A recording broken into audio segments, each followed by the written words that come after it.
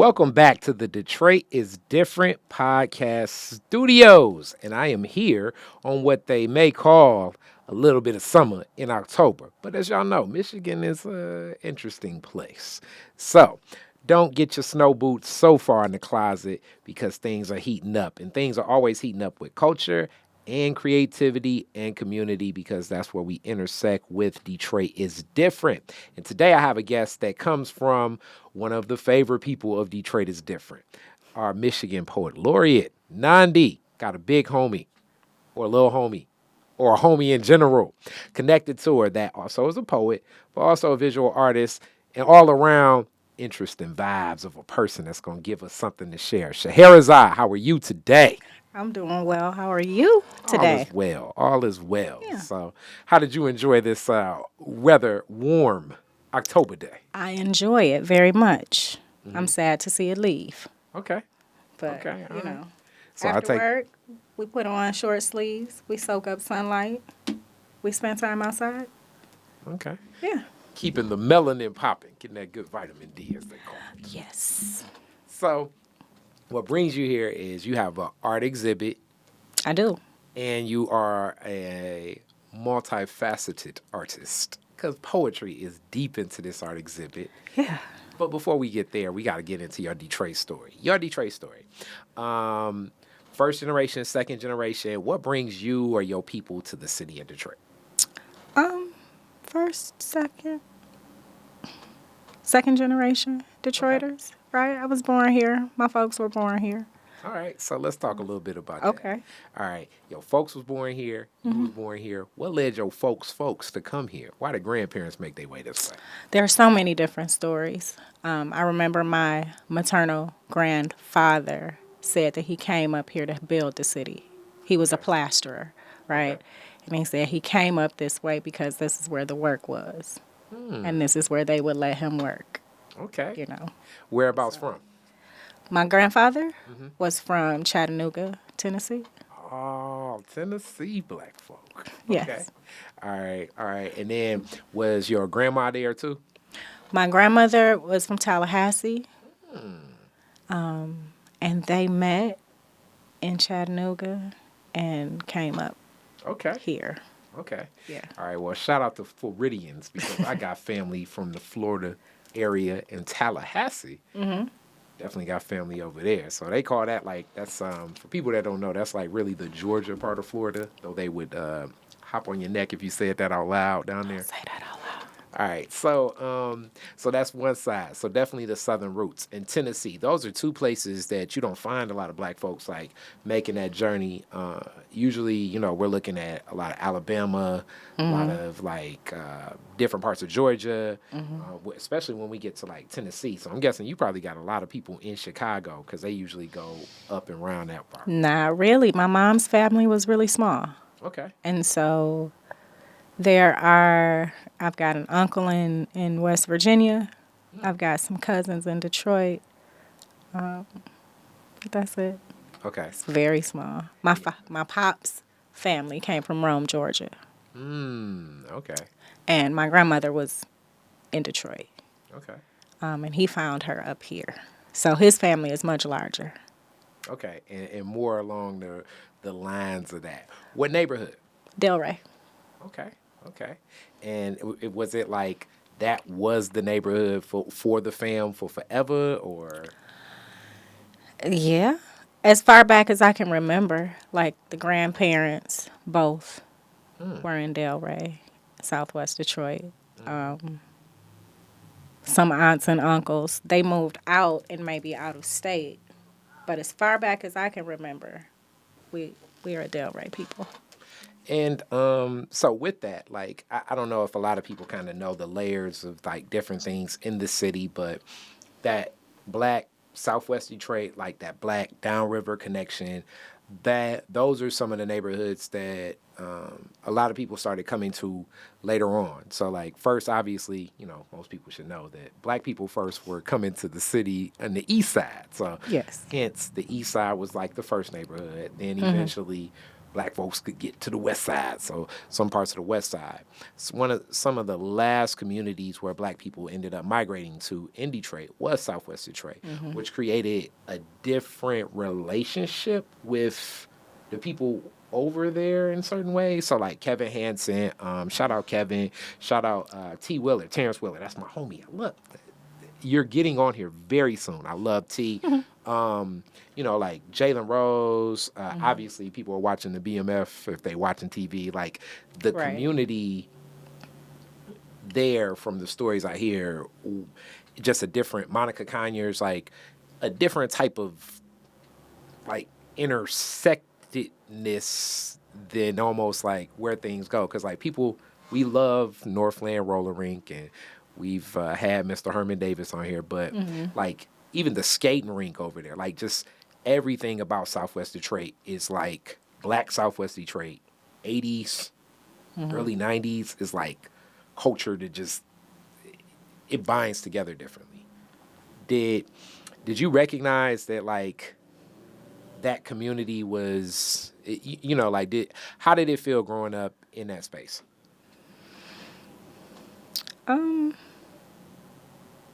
I grew up in the 80s there, high school, kind of in the 90s.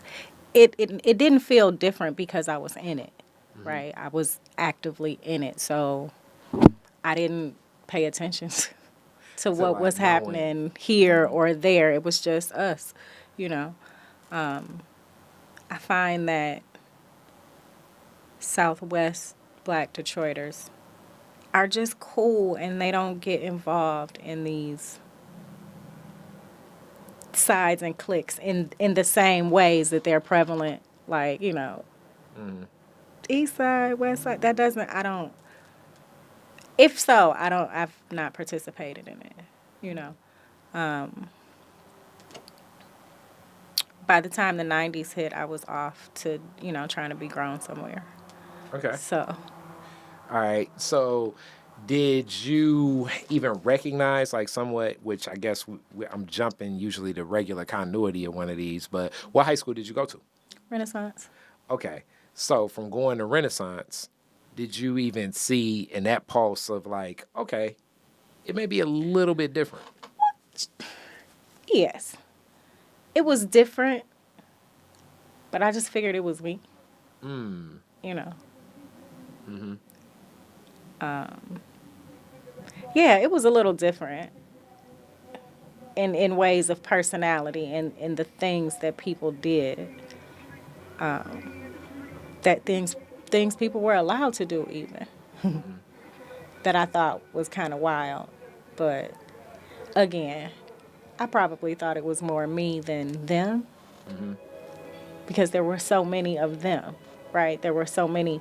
Renaissance was a neighborhood school for some folk, a school of choice, but neighborhood nonetheless. And so there were more folk from the west side and the east side, and maybe I knew 2 people from Delray at Renaissance at the time I was there. So Okay. one of them was a cousin. Okay.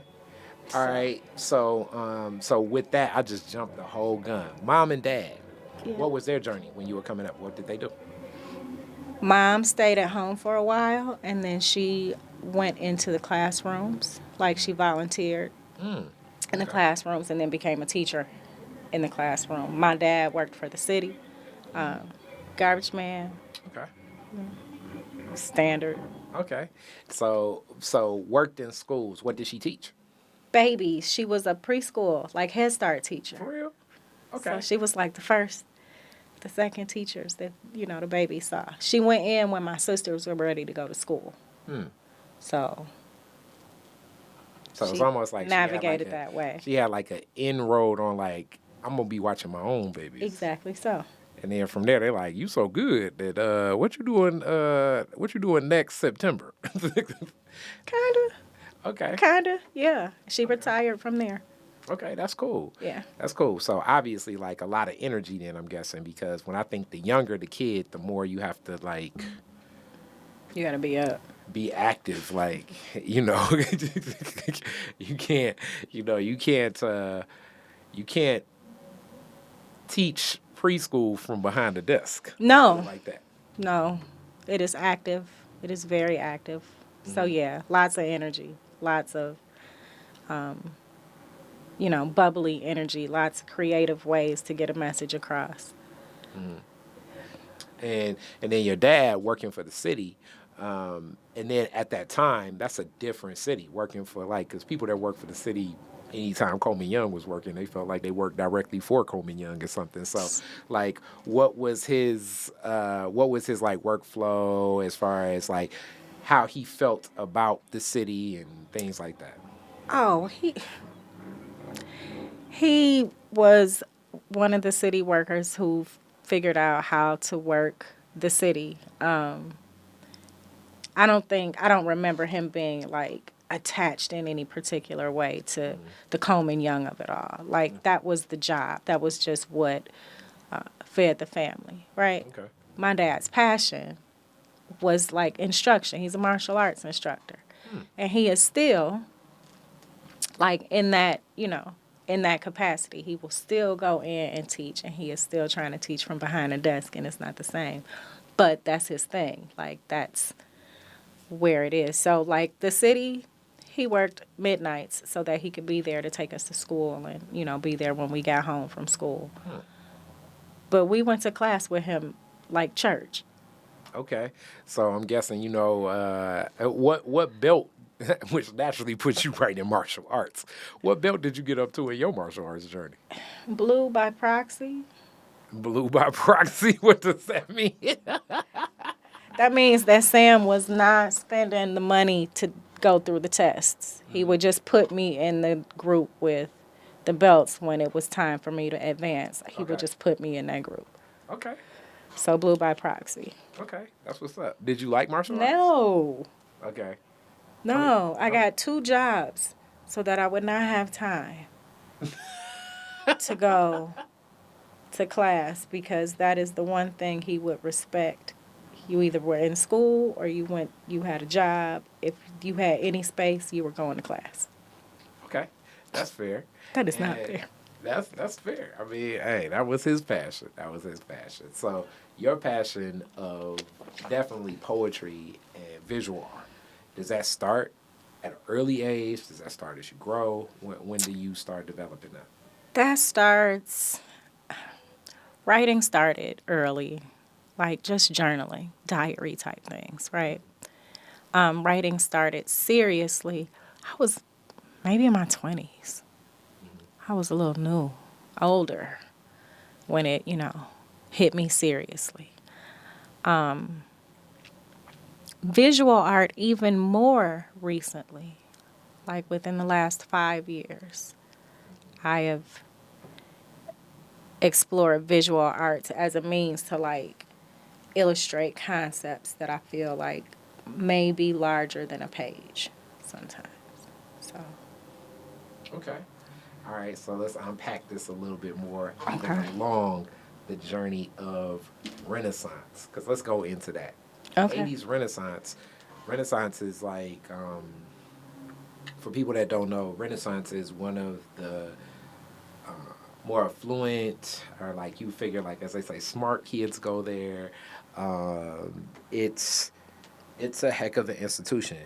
The same way that a lot of times people are very familiar with Cass Technical High School, Renaissance High School, and the Phoenix was in the 80s. It was like kind of like a it was getting off the ground. So I know some of the original class of like when Renaissance opened, and I've had some discussions about that and what it would be and the program to get in and how it would start. Very similar to a lot of these schools as schools of choice as they call it. School of choice. Why did you choose Renaissance? I did not. How did you end up at Renaissance? I tested, and my parents said, "Okay, you're gonna go there," Mm. and so I went. Okay, That was it. okay. So since you did not choose I it, would have gone to Southwestern okay. because it was close. You know, I wouldn't have to wake up so early. Like, that's where my head was when I was 13, 14, right? Also, Southwestern in the 80s was like maybe like Late 80s. Southwestern any era of the 80s was like one of the most powerhouse basketball teams ever. Shout out to, like I say, shout out to T. Willard. I mean, Renaissance had no sports. No sports. But with the sports comes other attention. And with the other attention comes other resources. So it was just another field then. Yeah. But Renaissance, what was the journey like there? It was an average journey. I was a small, out of place kind of student until I wasn't. I was never hugely popular. I wasn't one of those girls, one of those kids. But, it was simple. I knew a lot of things that were going on. I got into my fair share of trouble.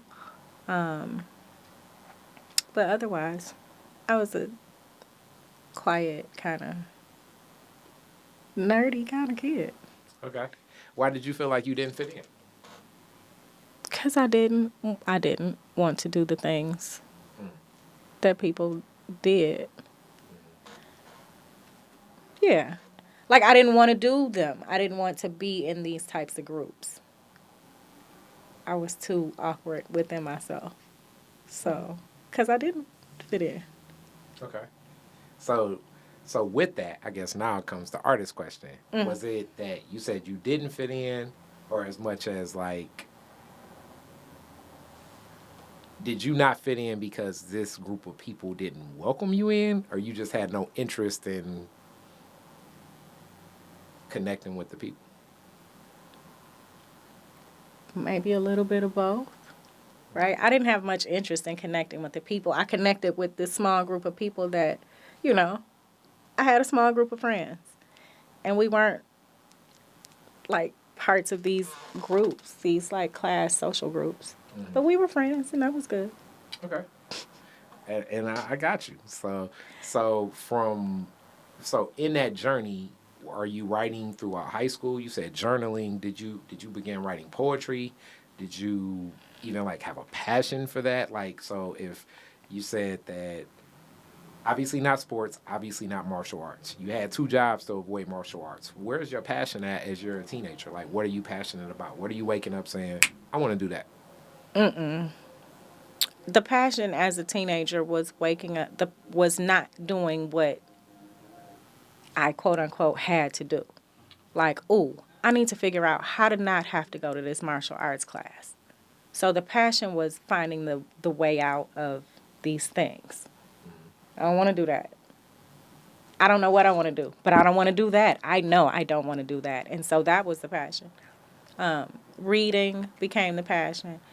Working granted access to certain things. And then I left home like, oh, if I'm not here, then I don't have to do this, and I don't have to do that, and I don't have to do these things. I don't want to do that. And so I left. And, figuring out how to break the rules. Okay. How to break the Natural rules. dissenter. So your focus was really like, I'm not on this program, so the anti-program was the program. Do you think it was just the overbearingness, or do you think it was just being a teenager and just wanting to do things your own way? It was being a teenager and wanting to do things my own way and feeling like everything was overbearing. It's being a smart ass. Okay. Learning the hard way. Okay. So from learning this hard way, what do you want? I mean, you're working, you're doing multiple things. You gotta find something in my mind that you do connect with. What are some of the things you do? Where are you working at? What do you end up doing? Do you end up volunteering with, I don't know what, No, I went corporate America and did these things, nonprofit, and did these things. And the passion was helping people. But we always write, we always read, we always journal, we always write and read. And I went to like an open mic once and heard people expressing these poems and reading these poems and was like, oh, this is very cool, and started from there.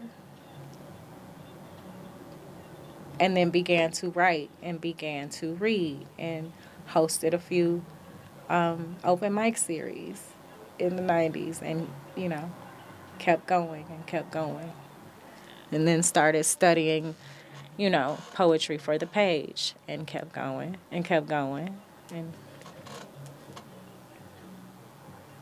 took a commercial break, had a family. And now, you know, I'm back. All Still right. going. All right, so it's so many more questions in reference to that. So, and it's not gonna be so. I gotta get some details because it's only more intriguing. Okay. So, this is the first thing. So you mentioned reading. What were like, some? What were the writers that like said okay that inspired you to want to write? What were you reading? What were your interests? Like, what books were you diving into? I was reading smut. Okay.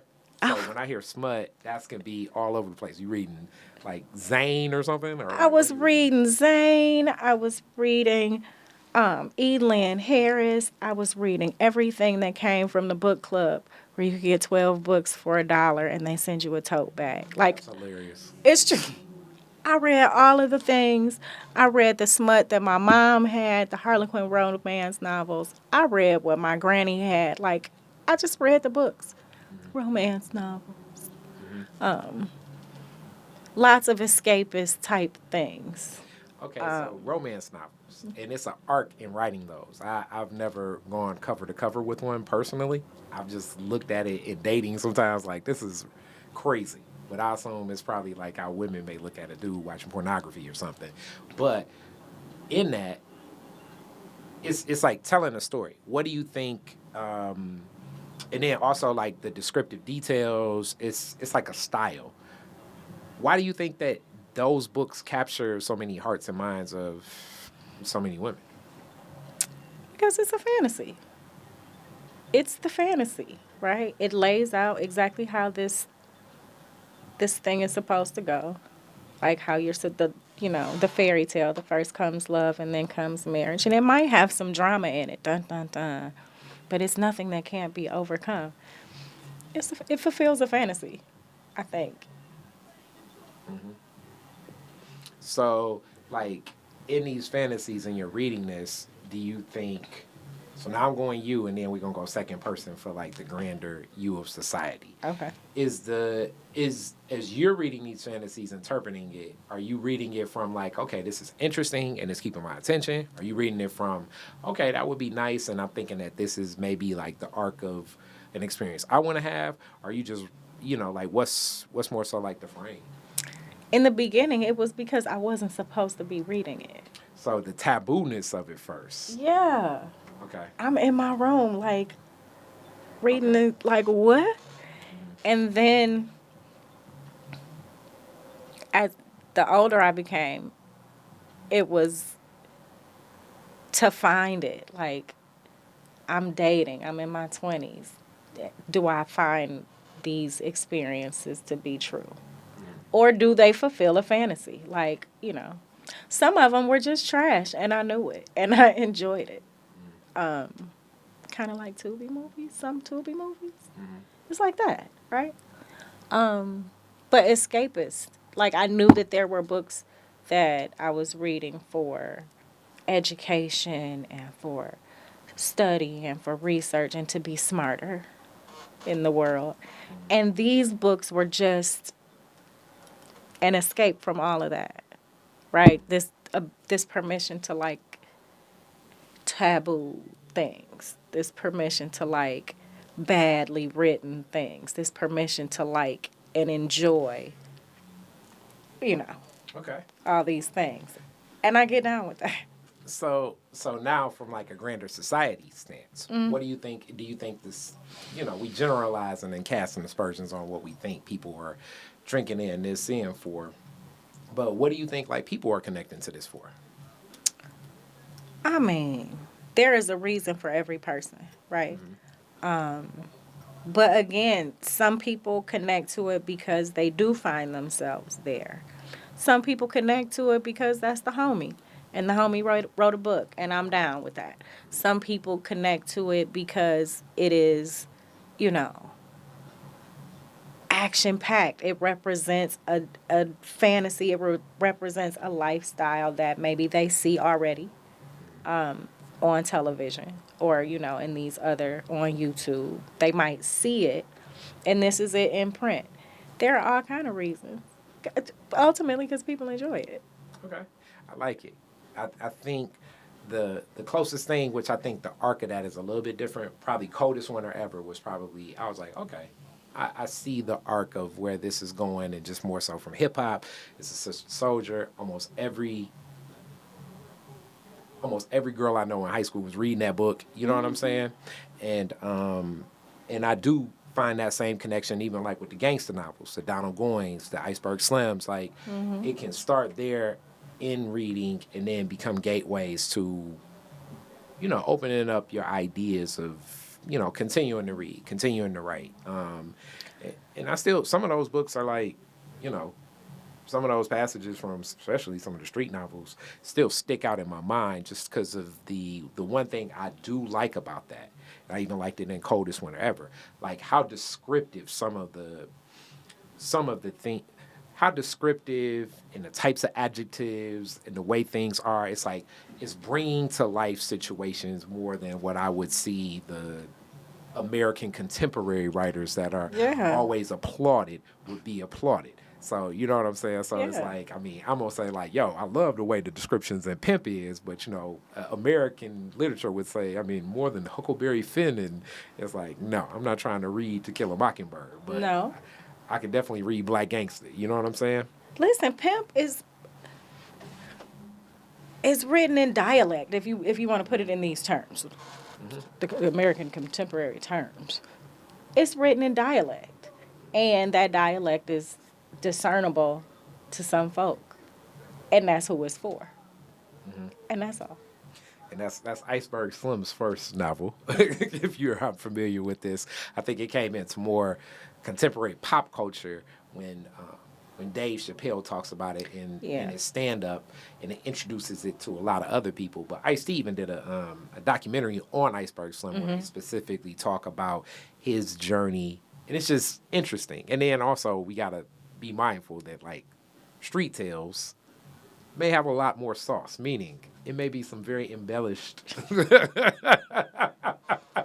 maybe some embellished facts going on. But I would also say that for some of the literary works as well. Absolutely. That's what it is. But also that was a memoir. Like that was his autobiography. As I say, some of it may be That's the truth. His wife wrote it. I don't know if a historian triangulating the fact space. Technically, there was a lot of sauce on that. But here nor there, you're in the world with these books, and like I say, the descriptions, it's the adjectives that draw me in as the rapper, and it's like you can create like whole scenes and like filling things.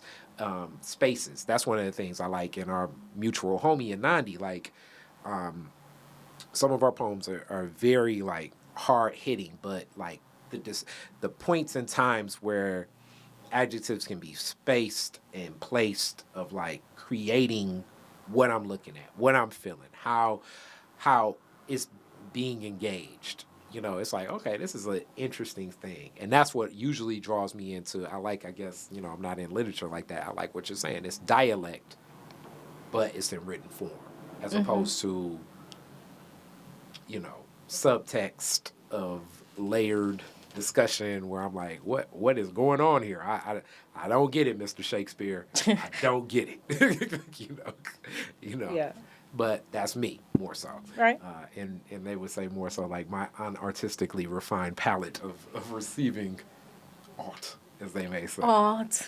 Yeah. So in this, also, this is what you're thumbing through for different reasons, and then you find your way into an open mic.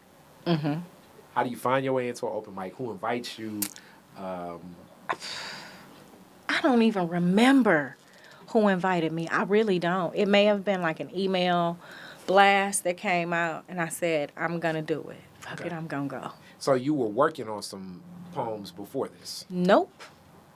So Nothing that I would have called intentionally a poem. okay. Journal entries, right? Okay. So you That just had went up a there like, flair. so Yeah. your thought process was like, Tuesday, Andre called me. I ain't calling him back. That was You know, okay. maybe not Andre, but you know, DeAndre, I'm just this messing. right. And I went to an open mic and I signed the list and I was welcomed, you know, and I read it and I got received and applauded and oh shit, for real? Cause it's just I was talking about DeAndre and how they answer the phone. Y'all like, okay. It, validation just for everyday life. All right, and that feeling, were you before then? You already said that you were like in school and everything, like public speaking and getting in front of crowds and stuff like that. Was that Not you my before jam. then? Not my jam. No. So it's a more. You hopped a couple hurdles that day. Yeah. You in a room full of strangers in a space you I'm familiar with, and you getting up there, laying out the journal. Yes. However, the anonymity is a comfort, right? It was a comfort. I don't know these people. Okay. I could be whoever I want to be on the mic. I could say my name is Sue. Okay. I didn't. I should have. I didn't. Okay. Right? But there was an anonymity that, they don't know me. It's cool. And I never have to come back. It's cool. And it was received well, I know. and you were like, "I like this feeling." Yeah. So, It's still strange. It was strange. It's still strange. Like, oh, thank you. But that's me. It's just the me of it all. so, so you like the feeling. You go up there. So when does it click to say, "Okay, now I'm gonna write something specifically to perform"? After that day, Okay. All I'm right. like, okay, let me do something different. Okay. How did you approach that? In a really disrespectful way. Share. I wrote a poem like I am not a poet. I would go to the open mics and I would listen and I would like it and some of them I wouldn't like, the poems, not the people. And I would be like, that's a lie, that's a lie. The sauce, right?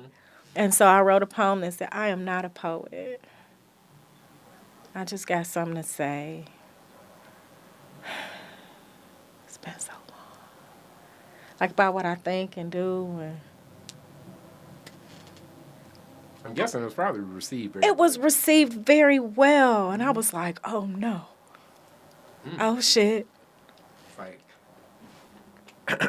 amendment. I am a poet, but I do it where I like it. Right, I am a poet, but that poem Okay. was calling out all of the people that I felt like were just up there trying to like mag or get the ladies or get the dudes or All right. So this brings me to it's funny. This is something where like in all cultures it's like a arc of reality that like mimics where like things can like parody what happens. So like preachers, a lot of black preachers can sometimes parody and mimic the cadence and tone and speech pattern of Martin Luther King. And she'll be in church, and out of nowhere, pastor will be talking like this, and then it'll be like, and then he said, I want to. And it's like, all right, where did he get to this point? You know what I'm saying? Yeah. And rappers, we do the same thing. We get in interviews, we're talking regular, and then somebody turns the camera on, and it's like, yeah, you know what I'm saying? Like, the first joint came out, and it's like, okay, when did you all of a sudden become in a marijuana haze of responding to things? And that drives me to in poetry. I hate it very much. In poetry, it's sometimes it go into some spoken word spaces. It's like a They talk like this. yes. There is a cadence. It's a cadence, a rhythm, a pace, and sometimes even the subject matter. So it'll be like the queen of the Nile River. As you spread your legs, it connects with me. And then you'd be like, hey, man, come on, bro. You throw it all sauce. I mean, just go on and ask for a number. You know what I'm saying? Just, Now, yep.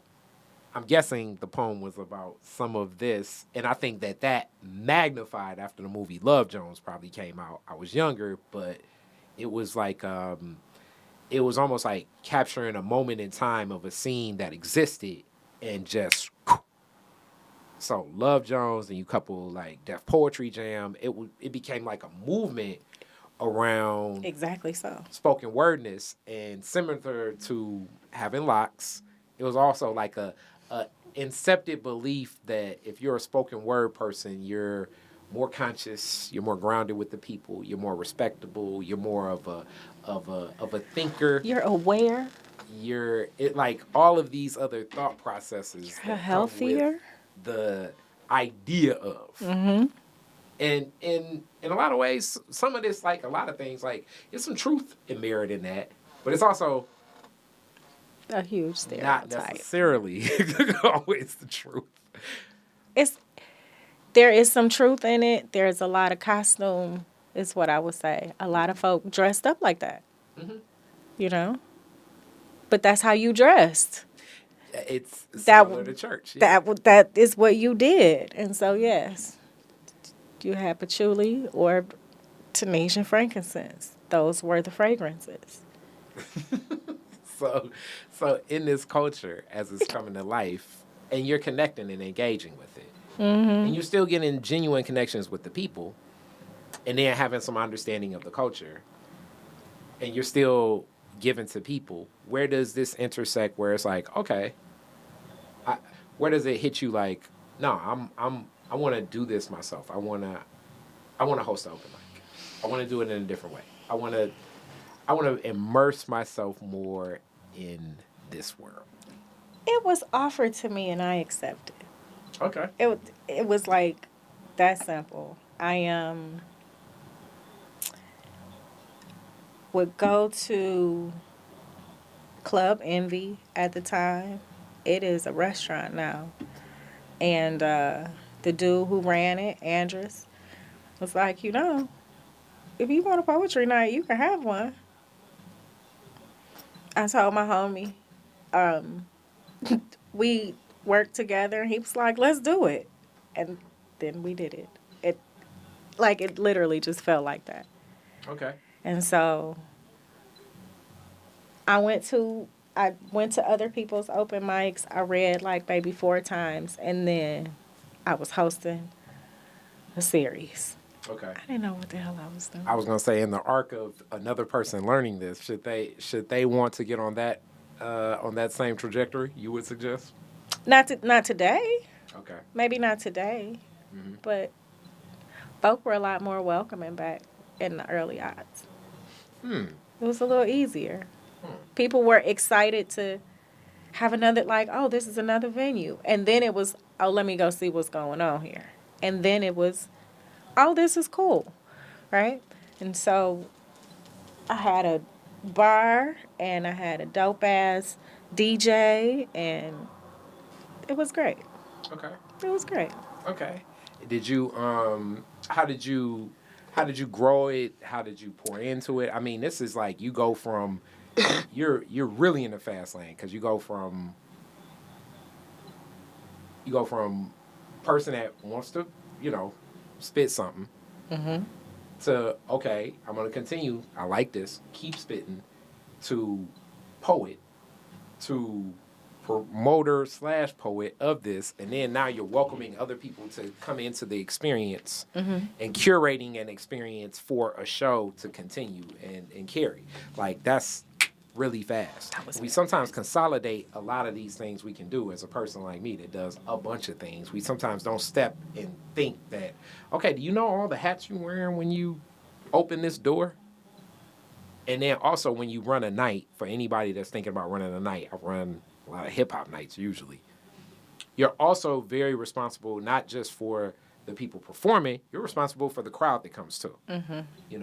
So the adding to the experience, keeping the good flow between both, it can be a dance.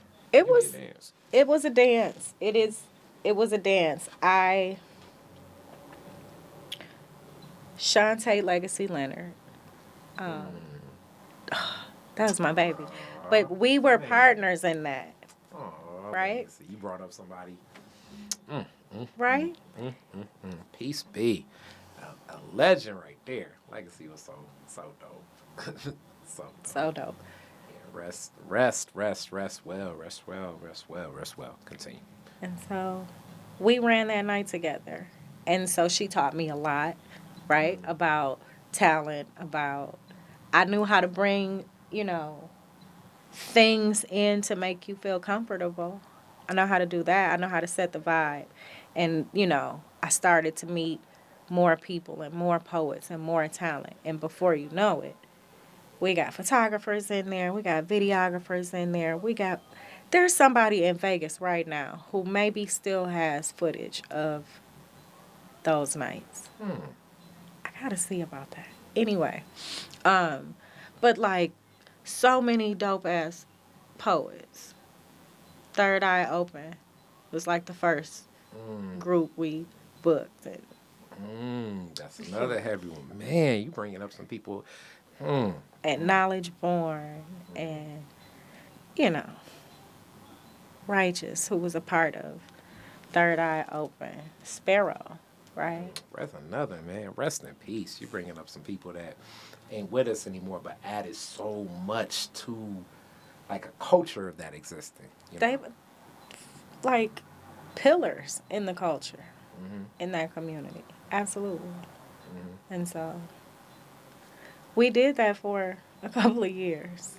And then I took a huge step back Okay. from everything. Yeah. So You said family. I had, I had some things with my family, and then I, had a family, and so I took a whole pause. I still wrote in my journals and stuff, but I didn't engage. I didn't. Did you write? You were journaling and still writing poetry. Um, they become one and the same. The things that are in the journal go back. I can go back and edit those, and then it's a poem, right? So I did a lot of that. Okay. I did a lot of that. And then this is the other question I ask you, because I sometimes even reflect myself on different cultural experiences. As that was going on, because some years to run a spot for some years is big.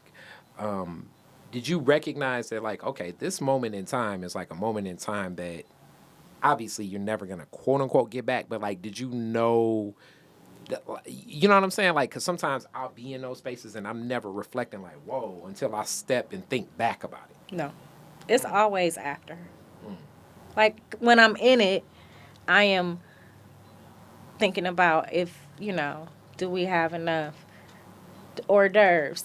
Do we have enough this? It's about making sure the night flows. It's about setting up what's gonna happen for the next 2 or 3 weeks. I would get to I didn't even want to talk after the show. I'm gonna just leave. Don't say nothing to me. I don't have anything to talk about. I'm drained, right? So it wasn't until maybe 5 years later that I can look back and say, oh, that was a whole movement. That was a whole thing. Oh, that's dope. That's cool.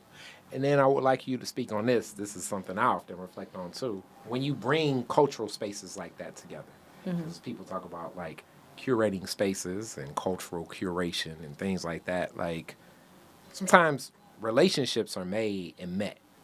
I spoke to this with my interview with Coco, especially shout out my godmother, Orthea Barnes, and the way she created experiences. But some of those connections that you made, especially running that night, I'm sure still stand with you, but even in other spaces and places. Can you speak a little bit about some of those networks and like the meetups that happen from there? Um, you you make relationships, you make family. Um, and it's like as family grows, when they call you, you are there, right? am still very fond of and am there whenever she calls. Like Kalima, like Mama Johnson of Sasha Center. I'm always like, those are the types of networks. Any poet, just about. Like Fluent. I just saw him a week ago, and he's like, hey, I want you to read for this and that. Okay. Um, yeah, you make family, and you're good to family, and when they need you, they call you, and if you don't have it, then you know how to send them where they go. It's like most networks, just creatively, I would think, or I experience. It's how I experience them. Coming back after such a big pause, I was shocked to know how many people were still there, eager to, happy to support and welcome and accept. And they missed me as much as I had missed being gone. You know, I figure out of sight, out of mind. Particularly in arts, in these types of entertaining industries, right? That's deep. I like that you spoke to that, just to add more of the intrinsic value of, as artists, it's like sometimes just because where things are, we'll be so bag focused that we're neglecting the community that can be created within it. And that community can become so much more abundant because some of the best opportunities usually are created from being in community. So that's for you young artists that are watching this. Some of the best opportunities are created from being in community. Now, you can't be opportunistic in community. You can't be like, Scheherazade, no. So let me try to hang out with her today. It has to be natural. It has to Yeah. be sincere. It has to be. It's got to be authentic because we always know. You always know when somebody is like, oh, let me, oh, this person is there. You always know, don't you? Yeah. You know. And then that person is often cut off and meet like, eh. So. So with this, in this new iteration, and Scheherazade coming back to the mic 2.0, you come with a little bit of visual as well. Yes, I have not been back to the mic yet. Visual. Visual. Arts. Yeah. What was the okay? And then your visual art. Right now, you have an exhibit you can see up until when is the exhibit? The 14th of October. Share the location. M Contemporary in Ferndale. I think it's 205 East 9 Mile. Okay, it's next to the Go Improv. For anybody that goes to Go Improv, it's right next you all to should be. It's in there. It's in that block. It's across the street from the library. The library people. Between Go Improv and y'all probably know Como's more than the library, but basically like 9 Mile and Woodward. I don't know about these ads. Hey, I'm just telling you. You know what I'm saying? I'm just telling you I'm telling you that Detroit is different audience. You know what I'm saying? You know. But Ferndale does have an excellent library. They do. Right across from M Contemporary. Yep. No. So you can go in there and a lot of different pieces, and interesting pieces where it mixes pages of the Bible, poetry. I don't even know what they call it, but it looks like paper mache based, like I guess paper mache woman. It's interesting. You got to see it. So that's all I would say. You got to see it.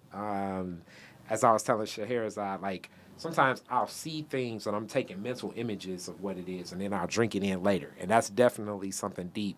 But let's talk about the exhibit. What was the inspiration for it? How did you go about it?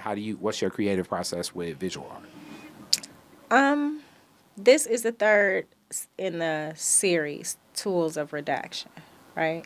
I am a writer. I am a poet. So everything that you see is approached as a poem, as a piece of writing first.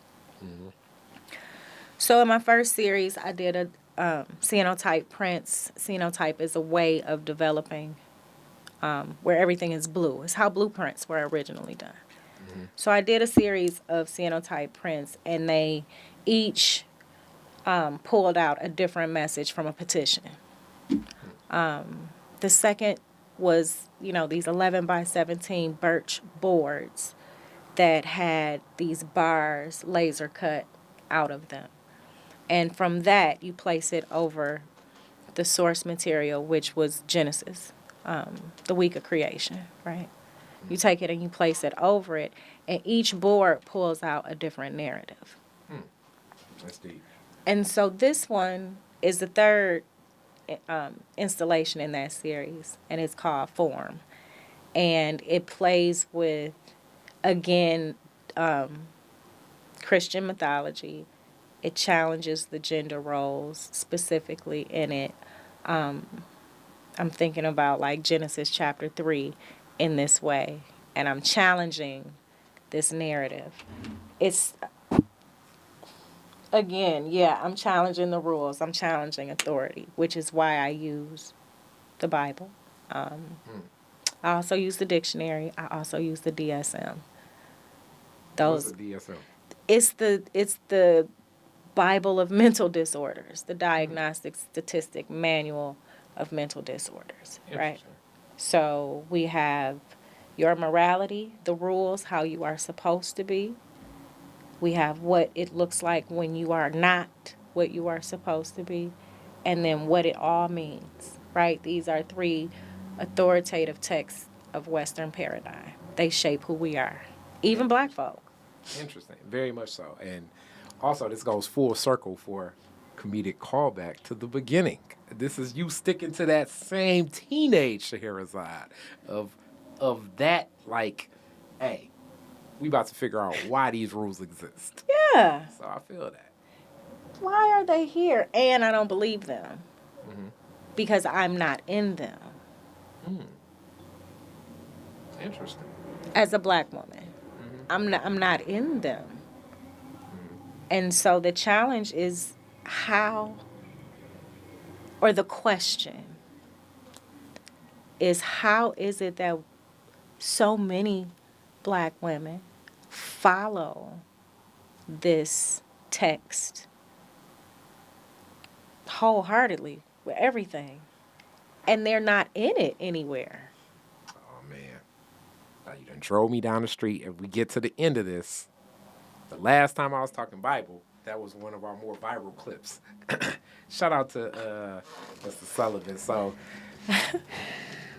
and we're going to actually open up because we were talking about Black men in the church, as he's a Black man in the church. And where the place and space, where the disconnection comes from. I would say from, like, when I was younger and I would, like, debate, usually a lot of some of the elders in my family, a lot of the women more so than the men, because back to a lot of men ain't in the church. I don't even know necessarily if a lot of people have read the Bible or have an interpretation of the Bible. Similar to even when we were enslaved and what Christianity represented even while being enslaved. I would argue the Black experience of church really is more so connecting for community, connecting for a place and space where you can be someone and recognize, especially like when we go back historically. But the functionality, because for years I used to be like, well, don't you know about the Council of Nicaea and Constantine, and then the Old Testament and New Testament, and then, Coptic religion. And It's like, I know I believe in what my Jesus said. And it's like, you mean, but even the story itself, when you look at okay, technically, then the story of Christ would be a man that may have just gone to Timbuktu. He may have just had more medical knowledge than most people, and it was looked at as a miracle. Listen, no. All of that is all of that versus what was represented. So even as we sit in my grandmother's living room, and definitely Presbyterian, as she was prayed for to God, to Jesus, by my great grandfather and my great grandmother to have a daughter to specifically be the person to be their minister of music, ushered into becoming the minister of music, and her journey. And now, as I find out, like more so in relationship with Milton Henry, my interpretation of Christianity has a whole lot to do more on her moral compass, like a lot of other people. But really, like unpacking and looking at the the the the role that the Bible has played, and how it's played a role in, let's just say specifically, the Black American journey itself. It's so tough. It's just like any American journey, because in some ways, that church was the one institution when we were enslaved where we could not deal with the oppression physically, right? But now it's creating something different mentally, psychologically, and emotionally in this relationship. And also some of the duress and stresses that we were under, faith as that mechanism, as like most people will say, going through like a drug rehabilitation. You have to find something through faith, works to hold on to get through some of the stresses of this. So the relationship, I think the Black community has a lot with Christianity. And I already see so many people like completely looking at when I chop this clip up and saying like, I told you, he's an atheist. No, I'm not. I'm not agnostic or anything like that at all. But I'm saying that our interpretation of what it is, even when we talk about what it is, it's morphed into something different. It's morphed into PASA. What PASA, it ain't even what PASA say.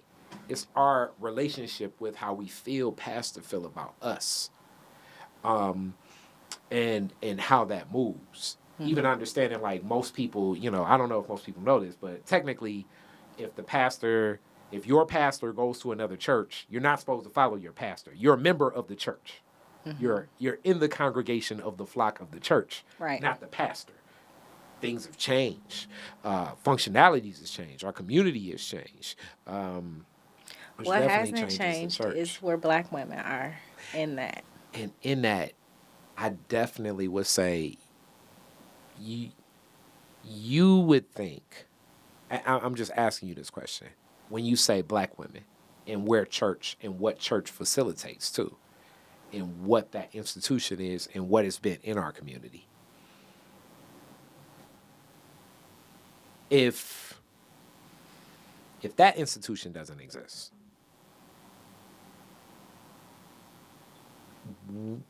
some of that same functionality in Black community, what happens? Like, I guess I would say that.